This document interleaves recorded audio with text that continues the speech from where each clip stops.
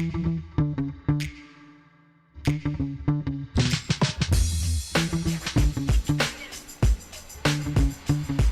welcome back to Relationships at Work, the leadership mindset guide for creating a workplace we love. I am your ever host, Russel Lolacher, ever here, ever happy to provide some insights into how we can impact the employee experience, workplace culture.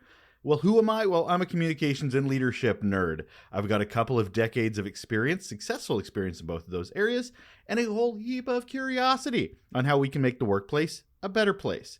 If you are a leader trying to understand and improve your impact on work culture and the employee experience, you're in the right place. This episode's a mini episode. Every Thursday we drop a show that's about 10 minutes, maybe a little less, maybe a little bit more, but about 10 minutes is what we aim for. It's just a quick bit of valuable information on top of our regular show to help you shift your mindset for the week ahead. So this week, we're talking about big moments need to be earned through small gestures. Big gestures, big moments, big events are great at work. It's an opportunity to bring everybody together, connect in new ways, hear from leadership, have presenters sharing new ideas. It's awesome.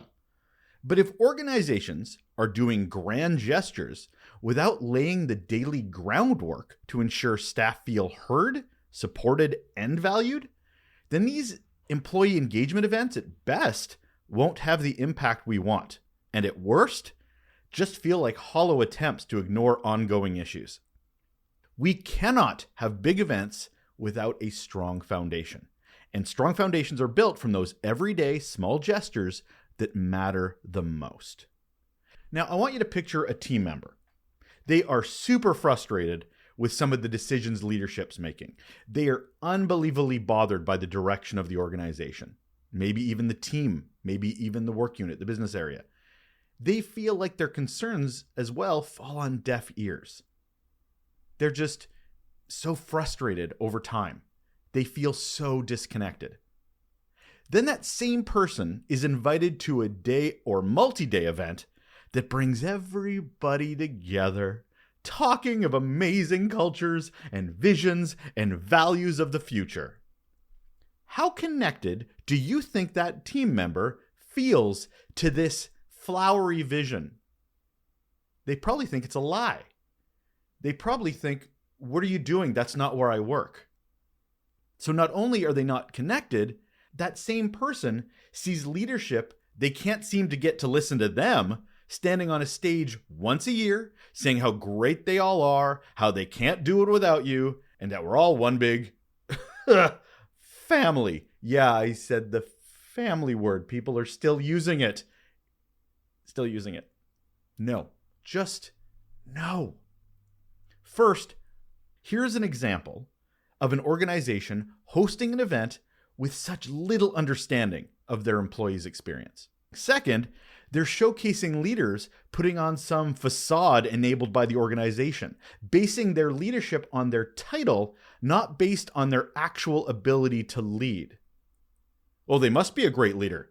They talked about great leadership in their PowerPoint presentation. They must be phenomenal. Their title is lofty. No. No, that is not the reality that some people feel. These are grand gestures devoid of reality. I'm sure it's all meant well. I'm absolutely sure that the intention here is good, kindness. It's got good intentions. But as I've talked about on the podcast before, it can't all be about intention without understanding impact. What's a small gesture? I mentioned that small gestures are the bedrock of what these big gestures can be built off. Okay, well, what's a small gesture? It's a thank you note. It's stopping by a desk to say hi. It's smiling and making eye contact when you pass people in the hallways. It's asking how their weekend was and actually caring about the answer and stopping to listen to that answer. It's remembering somebody's birthday. It's congratulating someone on their hard work. A wave, a smile, an acknowledgement, a moment that you actually listen. Listen and hear what a colleague, a team member is saying. These gestures lay the groundwork to make those big moments actually meaningful and not further poisoning of a culture. So what does it mean to provide small gestures? Well, I'm going to talk about a few things that those small gestures do. They build trust. It shows that leaders actually notice and care about the well-being and contributions of their employees, of their team members, of their colleagues. And over time, this is a day-to-day thing, this establishes trust and it allows employees to feel more likely to engage in open dialogue, to be themselves, to provide unbelievably important feedback that may help with productivity or express their ideas and concerns, which is where innovation lies. Another thing small gestures do, acknowledgement and validation. Praising someone for a job well done or recognizing an individual's efforts in a team meeting, it actually can make employees feel seen and valued. I can't tell you how many conversations I have with people that leave organizations because they don't feel seen and they don't feel valued and they don't feel heard. It is a huge problem that I don't think enough leaders take seriously enough. And by making these small gestures an integral part of your efforts, this acknowledgement boosts their self-esteem and motivation, and that can lead to, well, the things we all want, productivity and retention. Small gestures also create a positive atmosphere.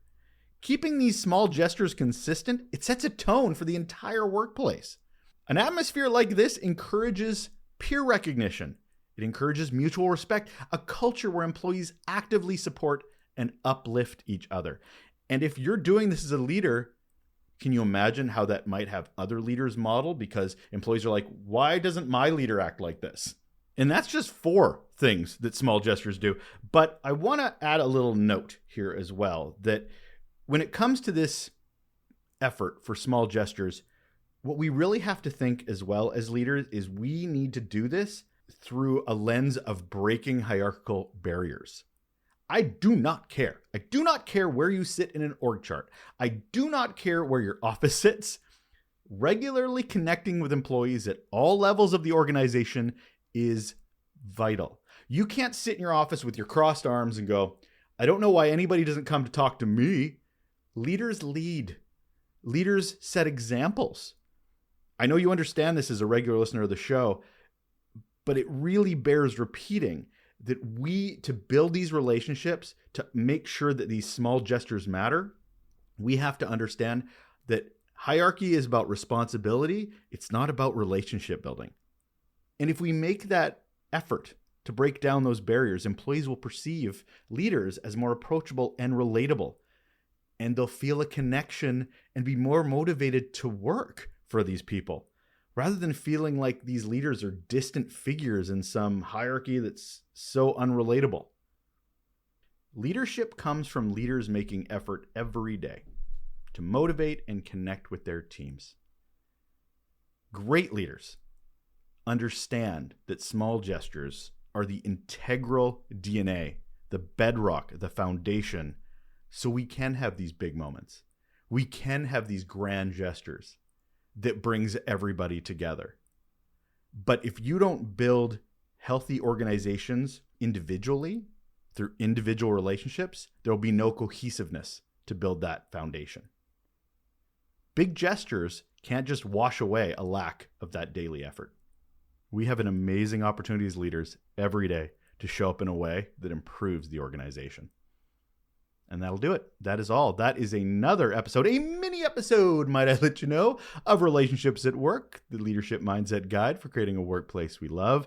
Thank you for spending a few short minutes with me wherever you are, whether you're on your way to work, you're in the shower, inappropriate, but we're good. However you like to listen to podcasts, I just appreciate the time you're spending. So you take care of yourself, and we'll talk to you again soon.